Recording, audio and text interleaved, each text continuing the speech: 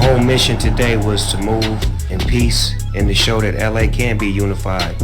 And not to bash the police, but to come up here and get some dialogue and some communication. Because we're all angels, like he said. We all from Los Angeles, we all represent the same cause, and we all want to go home to our families.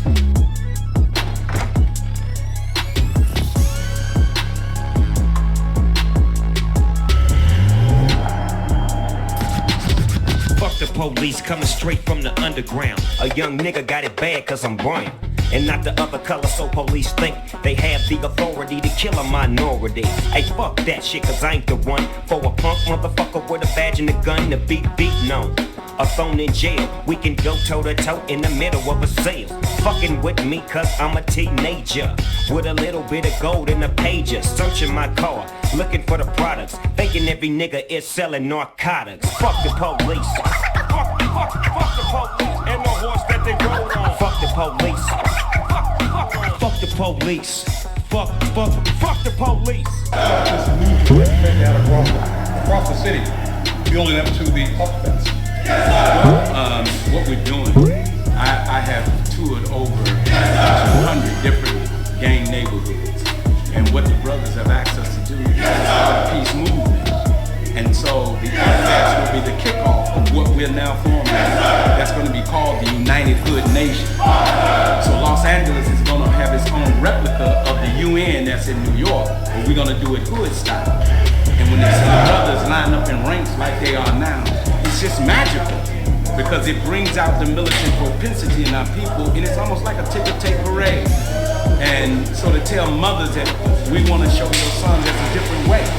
And then when we shake all of these young brothers' hand, they feel a sense of brotherhood. And that's what we want to promote, brotherhood. So now, the Nation of Islam, under my leadership, as I'm being guided by Minister Hahn, the hoods trust us now to be the liaisons between all of the hoods, bring them together right before the offense. We're going to have a huge gang summit right before we put on this event to get buy-in, to break out the new charter of the United Hood Nations and what that represents for all the hoods. Changing lives. Absolutely, dear brother. And changing in a way, in the 70s we had a movement. Well, we haven't had a movement since the 92 gang truce, 20 years ago. Every 20 years there's a movement in America.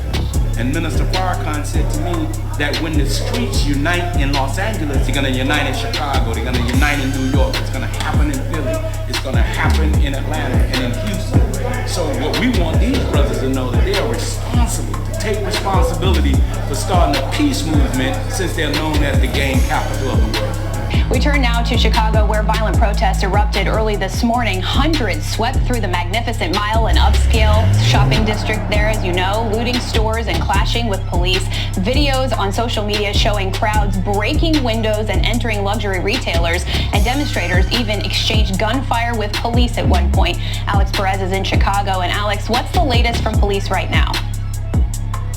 Hey, Ariel, just some really jarring images coming out of Michigan Avenue. Now, we still have a lot of unanswered questions, but as you mentioned, this is sort of an upscale luxury area lined with these luxury stores. The neighborhood in that area also mostly affluent. It's called the Gold Coast. And authorities say this all started at about midnight. They say hundreds of looters moved into the Michigan Avenue area and started shattering windows to many of these businesses, stealing the merchandise, and in many cases, filling their cars with the merchandise and taking off. Authorities say this was so well coordinated that it seemed other cars, sort of a caravan of looters, were coming through the area and stealing merchandise. This all went on for several hours, started about midnight, and authorities say it wasn't until about 3 or 4 in the morning that they were able to get things mostly under control. There were also reports of shots fired at police officers. Authorities say no officers were struck. Now, several of those looters were arrested, but at this point, we still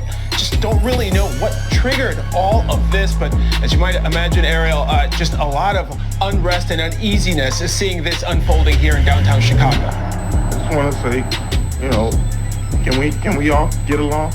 Can we get along? I just want to say, you know, can we all get along? Can we get along?